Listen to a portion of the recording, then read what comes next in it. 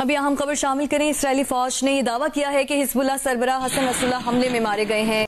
एक बड़ा हमला हुआ है इजराइल की तरफ से, एयर स्ट्राइक बैरूत में, और इजराइल के इस हमले में हिजबुल्लाह के officially announced that it has killed the head of Hezbollah, Hassan Nasrallah. Hezbollah के लिए ये एक बहुत बड़ा नुकसान है और इजराइल की ये एक बहुत बड़ी जीत है। पूरा का पूरा गजा शहर खंडर। इस्राएली फोर्सेस ने लबनान के दारुल हुकूमत बैरूत में हिजबुल्लाह के मरकजी दफ्तर को निशाना बनाने का दावा किया है। इस संगीन सूरत हाल ने पूरी दुनिया को हिला कर रखा हुआ है। ये लेबनान का अभी जो नेतन्याहू की तकरीर हो रही है, और नेतन्याहू जो है वो अब नेतन्याहू और लेबनान ज़मीनी ऑपरेशन करें ना करें। और ये कार्रवाई अक़वाम मुत्तहिदा में इस्राएली वज़ीर आज़म के खिताब के कुछ देर बाद की गई है। और बात कर ली जाए हिजबुल्लाह से मुतालिक, हिजबुल्लाह से कोई सीज़ फायर नहीं होगा। इजरायली वज़ीर आज़म नेतन्याहू ने ऐलान कर दिया है।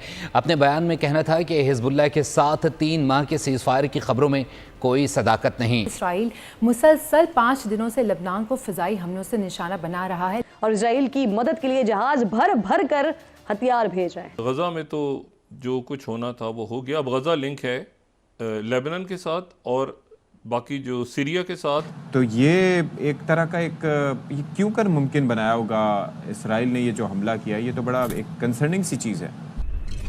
नमस्ते दोस्तों, जय हिंद। हिंदुस्तान स्पेशल में आपका स्वागत है। दोस्तों, जैसा कि दोस्तों आपने क्लिप में देखा, बड़ी खबर निकलकर सामने आ रही है कि हिजबुल्लाह चीफ हसन नसरुल्लाह मारा जा चुका है। इसराइल ने हसन नसरुल्लाह के मारे जाने का सोशल मीडिया प्लेटफॉर्म एक्स पर दावा किया है। इसराइल डिफेंस फोर्स ने अपने आधिकारिक एक्स हैंडल पर एक पोस्ट शेयर किया, जिसमें उसने कहा, हसन नसरुल्लाह अब दुनिया में आतंक मचाने के लिए नहीं बचा। इजरायली आर्मी की ओर से शनिवार को दावा किया गया कि उसने बेरूत में शुक्रवार को किए गए एक हमले में हिजबुल्लाह के नेता हसन नसरुल्लाह को मार गिराया। आर्मी ने कहा, जब हिजबुल्लाह का नेतृत्व बेरूत के दक्षिण में दैया स्थित अपने मुख्यालय में बैठक कर रहा था, तभी एक स्टीक हवाई हमला किया गया। नसरुल्लाह करीब 3 दशक से अधिक समय से हिजबुल्लाह का नेतृत्व कर रहा था। इसी बीच खबर है कि इस्राएली आर्मी लेबनान के साथ तनाव बढ़ाने के बीच अतिरिक्त रिजर्व सैनिकों को तैनात कर रही है। आर्मी ने शनिवार सुबह कहा कि रिजर्व सैनिकों की 3 बटालियन को एक्टिव कर रही है। ये लेबनान का अभी जो नेतन्याहू की तकरीर हो रही है, और नेतन्याहू जो है वो अब नेतन्याहू और लेबनान ज़मीनी ऑपरेशन करें ना करें। अच्छा, यहाँ तक अब पहुँचने के बाद वो गुंजाइश नहीं है रुक जाएं, क्योंकि अब आपने ज़मीनी ऑपरेशन करना है। नहीं करना तो उधर से हिजबुल्लाह तो तैयार, उधर से वो जवाब देंगे ना। तो अब आपने उठा लिया कदम, तो अब आपने करना है। तो ज़ेलेंस्की को तो थ्रोन अंडर द बस हो गया। ज़ेलेंस्की जो है, पहले मैं उसका किस्सा आपको सुनाऊं क्या बेचारे के साथ हुआ है, पहले उसका मैं बताता हूँ, फिर मैं इधर। ज़ेलेंस्की की मुलाकात हुई कल प्रेसिडेंट बाइडेन से और कैमला हैरिस से, और वो उनका विक्ट्री प्लान जो था वो लेके गए थे। वो ऐसे उफ करके न्यूयॉर्क की फ़ज़ाओं में जो है वो तहलील हो गया, गायब हो गया वो विक्ट्री प्लान। उसमें एक तो ये था कि नेटो में हमें लेकर आएँ, दूसरा ये था कि हमें आप डीप इनसाइड रशिया इजाज़त दें वेपन्स यूज़ करने की। तो वो दोनों चीज़ें ठुस। और बल्कि कैमला हैरिस ने उनकी मुलाकात के दौरान ट्रंप को निशाना बनाया कि ट्रंप जो बात कर रहा है कि जी हमें यूक्रेन का साथ नहीं देना चाहिए और हमें ये करना चाहिए वो करना चाहिए, ट्रंप तो बिल्कुल यूक्रेन को सरेंडर करवाना चाहता है। अच्छा, वो अब ज़ेलेंस्की सोच रहा है कि भाई 1 मिनट, मतलब आपने भी तो मुझे सरेंडर ही करवा दी है, आप ना मुझे वेपन यूज़ करने दे रहे हैं, आपने मुझे वो पैसे दे दिए, दोबारा 8 बिलियन अनाउंस कर दिए, 5.5 बिलियन जो एक्चुअली एक्सपायर हो रहे थे कांग्रेस से, वो देने ही थे आपने। तो वो अब अच्छा, तो अब जनाब क्या हुआ, पहले ज़ेलेंस्की के साथ सुने तो वो ना वेपन्स की परमिशन मिली, और ये आखिरी मुलाकात गालिबन होगी उनकी। पिछले साल 2 सालों से आप याद करें, जब ज़ेलेंस्की आते थे अमेरिका, कांग्रेस का इजलास हो रहा है, क्या तालियां क्लैप, दुनिया खड़ी हो जाती थी, ओ ज़ेलेंस्की आ गए जनाब, कमांडो जनाब। इस दफ़ा ज़ेलेंस्की जो है वो ये उनकी आखिरी गालिबन था प्रेसिडेंट बाइडेन से इंटरेक्शन। और फिर उसके बाद आज वो उन साहब से मिलेंगे जिन साहब से उन्होंने परसों, जिन्होंने उनको कहा था कि ये सबसे बड़ा सेल्समैन है दुनिया का, पैसे लेने आ जाता है, अरबों डॉलर लेके चला जाता है, और जो है ये जो है इसको कुछ आता जाता नहीं है, और ये सेल्समैन है सबसे बड़ा। आज उन्होंने ट्रंप से मुलाकात होगी। ट्रंप टावर, ये न्यूयॉर्क में हो रहा है ना, यूनाइटेड नेशंस का जो इजलास है जनरल असेंबली का। तो ज़ेलेंस्की जो है वो आज ट्रंप टावर जाएंगे और डोनाल्ड ट्रंप से मिलेंगे, कैमिला हैरिस और बाइडेन से, उसके वापसी हो जाएगी।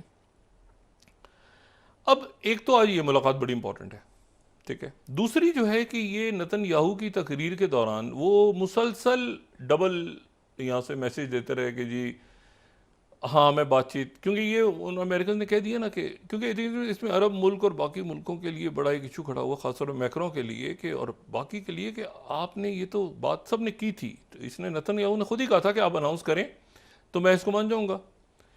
और उसके बाद नेतन्याहू ने दरमियान में ये बयान दिया वहाँ पहुँचने से पहले कि जी ऐसा है कि मैं वो अभी भी सीज़ फायर, अभी भी बातचीत, अभी भी ये सारा आगे पीछे कर के, और तकरीर के बाद मेरा ख्याल है उनकी कोई 1-on-1 एक आध मीटिंग होगी, उसके बाद वापसी हो जाएगी। लेकिन इसमें जो इम्पोर्टेंट बात है वो ये है कि जो तवज्जो है गज़ा में, तो जो कुछ होना था वो हो गया। अब गज़ा लिंक है लेबनान के साथ और बाकी जो सीरिया के साथ और ये बाकी अरब ममालिक के साथ। ये मैं आपको सिर्फ बात ही बताऊं कि आज हुतीज़ ने पिछले 24 घंटों में 2 उन्होंने हमले किए हैं। एक तो उन्होंने तल अवीव पे किए, ठीक है, और तल अवीव के ऊपर उन्होंने वो ज़ाहिर है कि उनका डेविड स्लिंग से उसको रोका उन्होंने, लेकिन डैमेज हुए, वो पहुंच गया, क्रॉस करते करते तल अवीव तक पहुंच गया। एक बड़ा हमला हुआ है इजराइल की तरफ से, एयर स्ट्राइक बैरूत में, और इजराइल के इस हमले में हिजबुल्लाह के टॉप कमांडर्स मारे गए हैं, और उन टॉप कमांडर्स में वो कमांडर भी शामिल थे जिनके ऊपर $7 मिलियन बाउंटी थी अमेरिका की तरफ से, क्योंकि बैरूत में अमेरिकी एम्बेसी पर धमाके करने वाले, उस पर हमला करने वाले कमांडर भी इनमें शामिल थे जो इस हमले में हलाक हुए हैं। ये एक इतना बड़ा हमला था कि 31 से ज़्यादा लोग इसके अंदर मारे जा चुके हैं।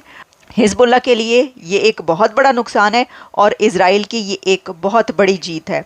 आप जानते हैं कि इज़राइल ने कहा कि ये अब एक हम न्यू फेज़ ऑफ वॉर में दाखिल हो चुके हैं। ये जब पेजर्स का वो इशू क्रिएट हुआ, जब पेजर्स के धमाके होने शुरू हुए वहाँ पर, उसके बाद फिर उन्होंने कहा कि अब हम एंटर हो चुके हैं न्यू फेज़ ऑफ वॉर में, जिससे सब ने ये समझा कि ये उनकी तरफ से एक तरीके से कंफर्म किया गया है कि ये धमाके उन्हीं की तरफ से किए गए हैं।